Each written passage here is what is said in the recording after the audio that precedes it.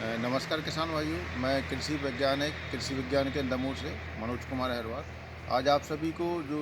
DAP की समस्या पैदा हो गई है कि डीएपी नहीं आ रहा है, इसके एवज में हम कौन कौन सी खाद और उर्वरकों का उपयोग कर सकते हैं जिससे हमारे दलहनी वर्ग की फसलें या हमारे जो ग्रामीणी वर्ग की फसलें हैं, गेहूँ हैं, इनमें बढ़िया तरीके से कौन कौन सी खाद डालें जिससे अच्छे तरीके से हमको आर्थिक रूप से सस्ता भी पड़ेगा और एक ऐसा कॉम्बिनेशन बन जाए जिसमें हमारे जो मुख्य पोषक तत्व हैं वो हमारे फुलफिल हो जाए। हम लोग आमतौर पर देखते हैं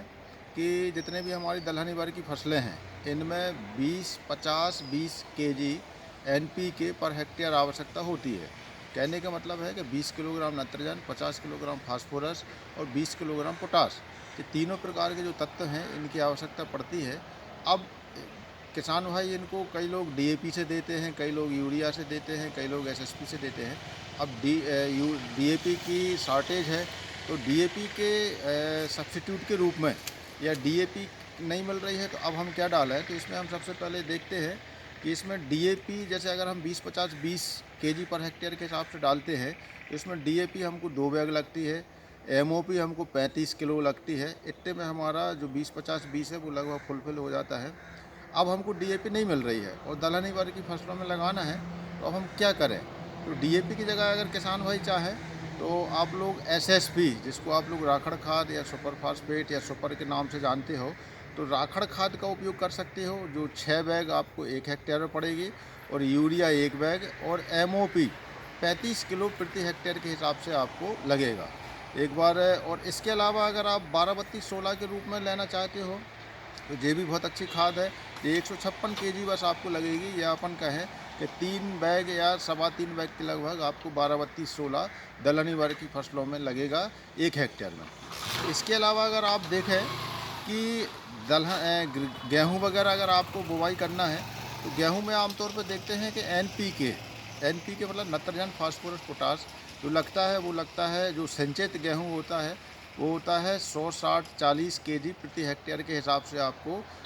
उर्वरक लगेगी। अब आप देखें कि कई लोग इसको डीएपी के रूप में देते हैं, यूरिया के रूप में देते हैं, राखड़ खाद पोटाश के रूप में देते हैं, अलग अलग लोग देते हैं। अब डीएपी की जैसे समस्या है और डीएपी की जगह आप क्या डालें, इसमें आप लोग को देखना है कि सबसे पहले जो आप लोग डालते हैं उसमें डीएपी 2.5 बैग डालना चाहिए था, यूरिया 3 बैग, और एमओपी आपको 1.25 बैग के लगभग 1 हेक्टेयर में डालना चाहिए था। अब डीएपी नहीं मिल रही है, इसके एवज में क्या डालें। अगर आप 12-32-16 मार्केट में है तो 12-32-16 आप डाल सकते हो 187 किलोग्राम प्रति हेक्टेयर, और इसके साथ में यूरिया 168 किलोग्राम प्रति हेक्टेयर, और 16 किलो एमओपी। मैं फिर से बता रहा हूँ कि अगर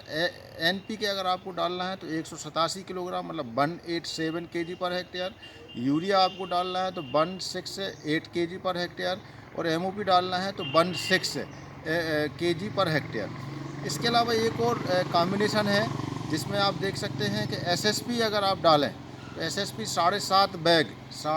बैग एसएसपी अगर आप देते हैं, यूरिया 4 बैग देते हैं, और एमओपी 1.25 बैग या 1.25 बैग अगर आप देते हैं तो एक ये कॉम्बिनेशन भी बहुत अच्छा है और बहुत ही सस्ता कॉम्बिनेशन जो पड़ेगा। तो किसान भाई जो डीएपी के अलावा अन्य फर्टिलाइज़र हैं, 12-32-16 है, सिंगल सुपर फास्फेट है, पोटास है, और अन्य प्रकार के जो हमारे जैव उर्वरक है इनको भी हम उपयोग करें। जैसे जैव उर्वरक में अगर दलहनी वर्ग की फसलें हैं, इनमें किसान भाई ध्यान रखें कि इनमें राइजोबियम कल्चर हमको मृदा उपचार के रूप में 2 किलो प्रति एकड़ के हिसाब से देना है, या 5 किलो प्रति हेक्टेयर के हिसाब से मृदा उपचार में देना है। अगर बीजोपचार की बात करते हैं तो 10 ग्राम प्रति किलो बीज के हिसाब से हमें बीजोपचार करना है। इसी प्रकार से आप